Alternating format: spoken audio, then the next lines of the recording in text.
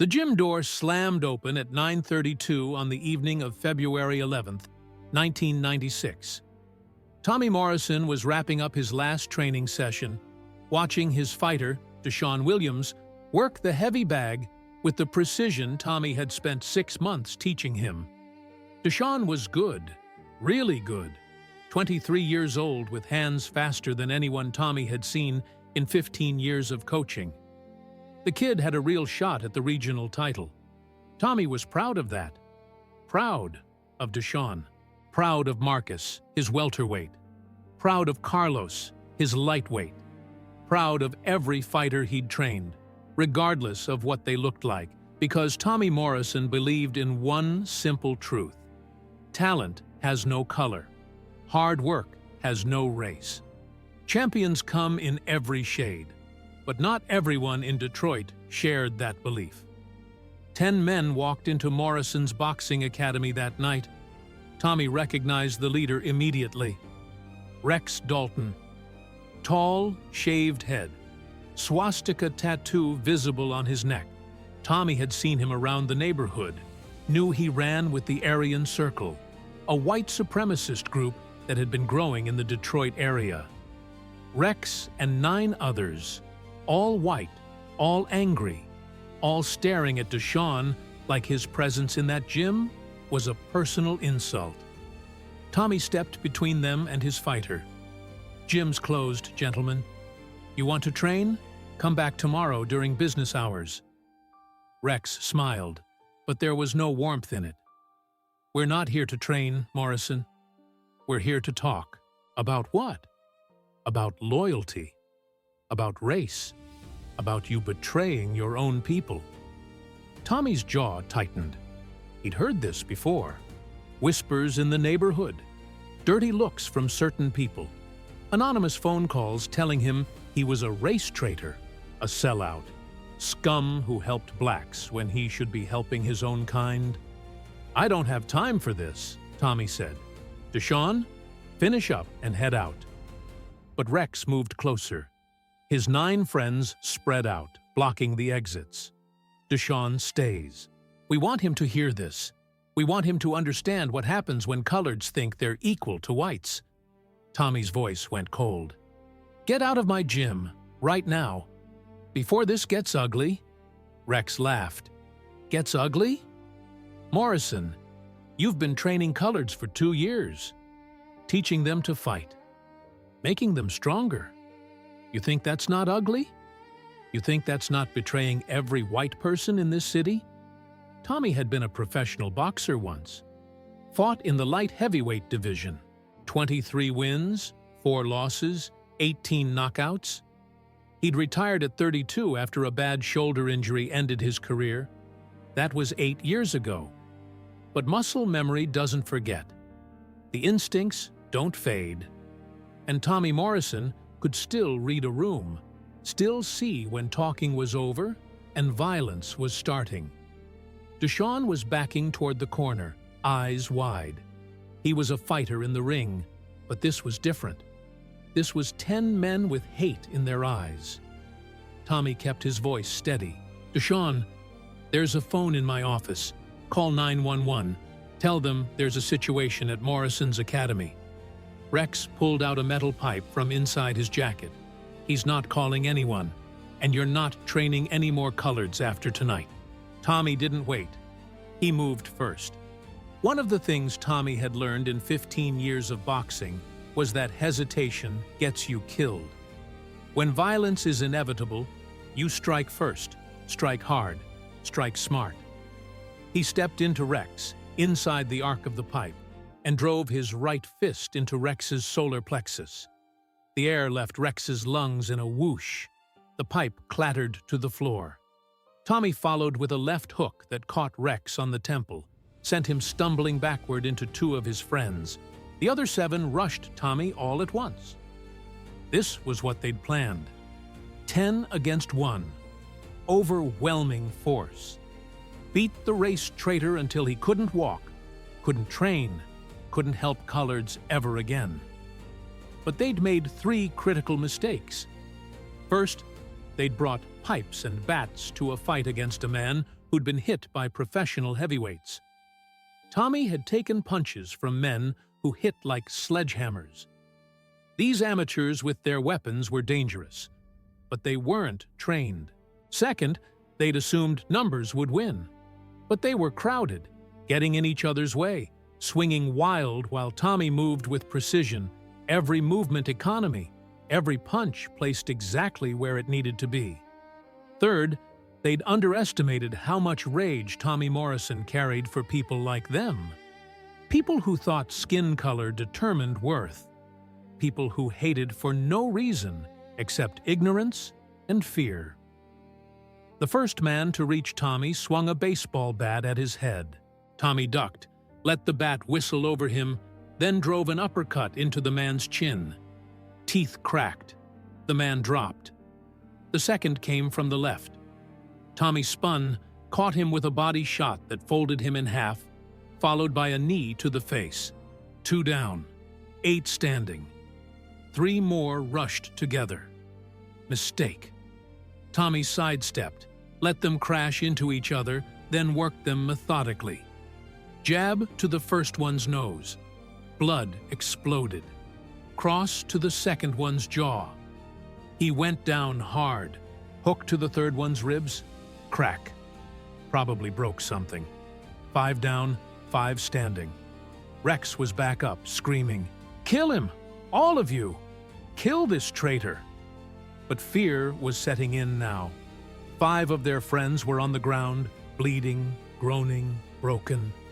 And Tommy Morrison was barely breathing hard. This wasn't a bar fight.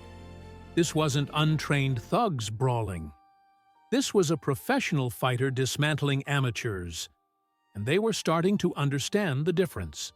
2 more tried to flank him.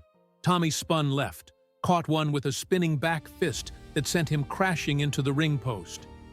Pivoted right, ducked under a wild swing, came up with a brutal liver shot. The man vomited and collapsed. 7 down, 3 standing. Rex and 2 others. They backed up now, eyes wide, holding their weapons like talismans that might protect them. Tommy walked toward them.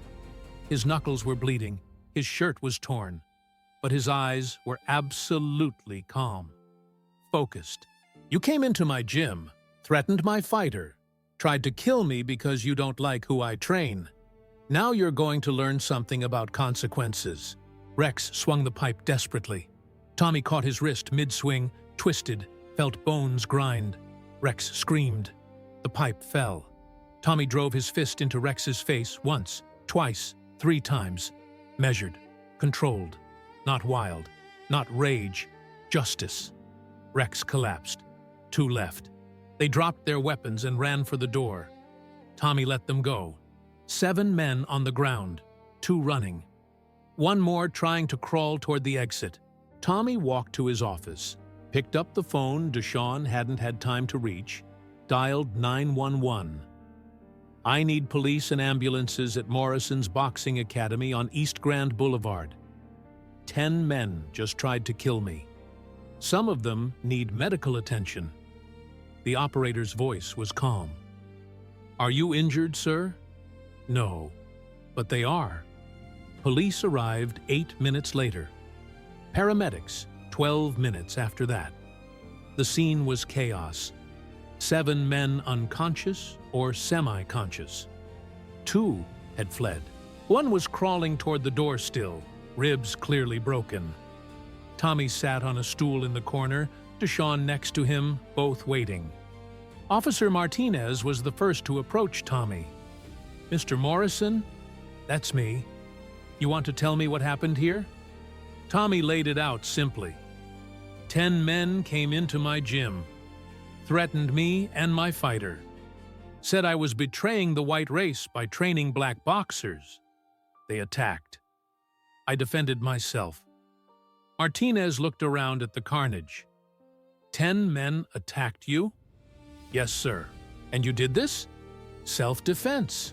I'm a former professional boxer, light heavyweight. 23 wins, 18 knockouts.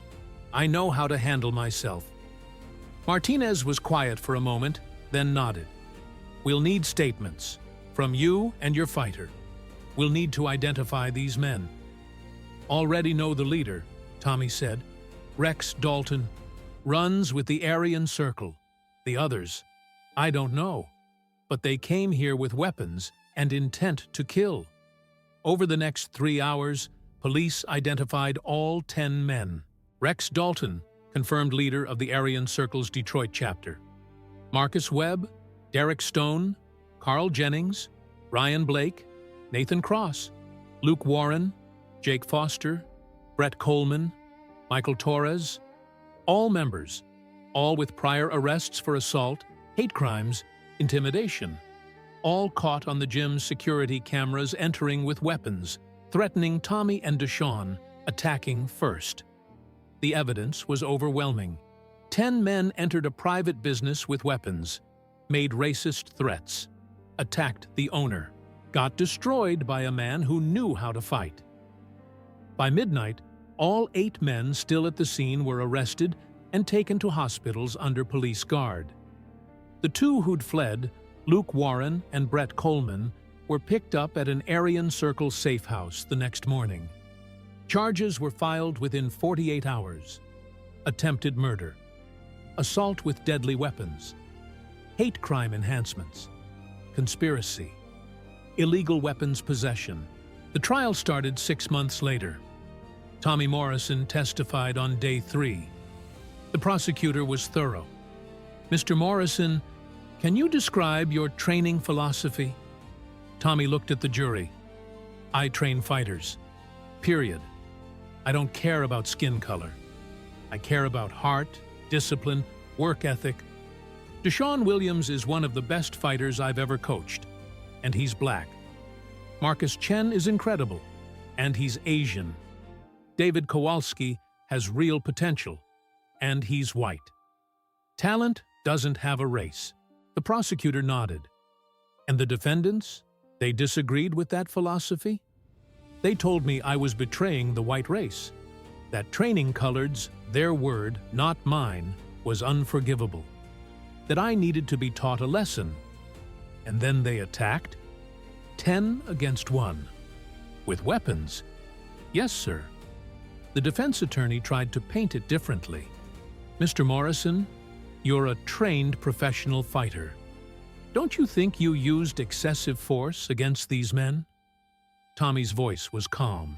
10 men came into my gym with pipes and bats. They announced their intention to hurt me and my fighter because of race. They attacked first. I used exactly enough force to stop the threat. Not 1 ounce more. But 7 men required hospitalization. Some had broken bones, concussions, severe injuries. The alternative was letting them beat me to death with metal pipes. I chose to survive. The jury deliberated for 90 minutes. Guilty on all counts for all 10 defendants. Sentencing came 3 weeks later.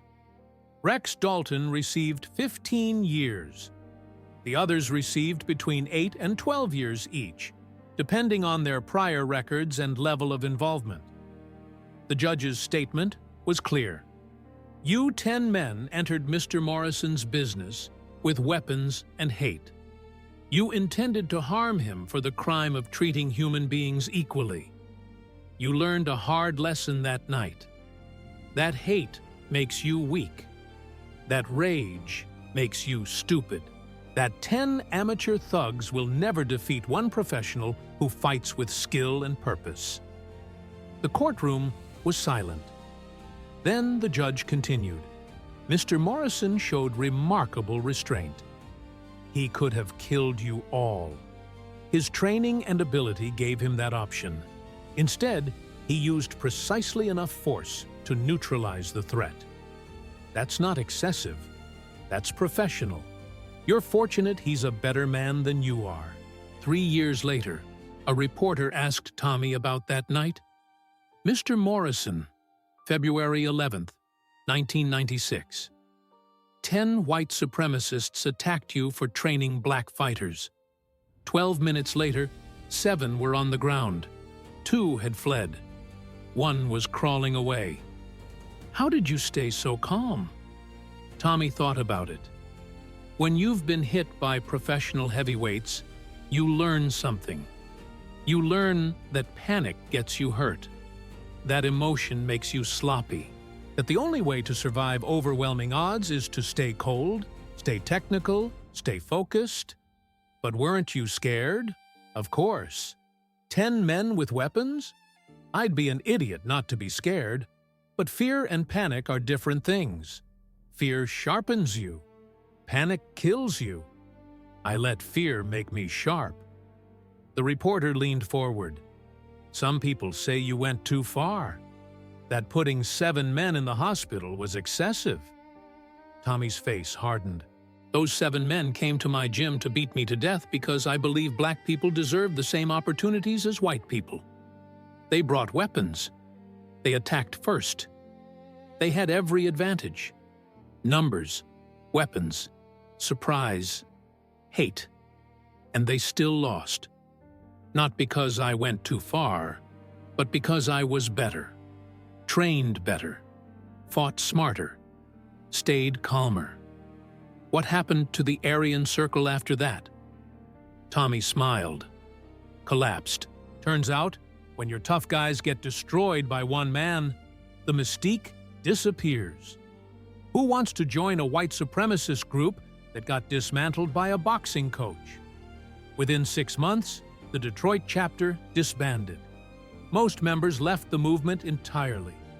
Hard to believe you're the master race when one race traitor, their words again, puts 10 of you in the hospital. The interview ended, but the story lived on. In Detroit's boxing community, Morrison's academy became legendary. The gym where the owner fought off 10 neo-Nazis in 12 minutes. Where hate learned that skill beats numbers. Where one man's belief in equality was stronger than 10 men's hate. Deshaun Williams went on to win the regional title, then the state championship, then turned professional. He fought for 8 years, retired with a record of 32 wins, 5 losses. He credits Tommy Morrison with saving his life twice. Once in the gym that night, once by believing a black kid from the East Side deserved the same training as anyone else. Tommy Morrison continued coaching for another 20 years. His gym became known as the most diverse in Detroit. Black fighters, white fighters, Asian fighters, Latino fighters. Every background, every ethnicity, every race. United by one common belief: that champions are built on work, not color. That respect is earned through discipline, not skin tone. That the only thing that matters in the ring is heart. The 10 men who attacked him that night? Rex Dalton served his full 15 years, released in 2011. Never recovered from the stigma.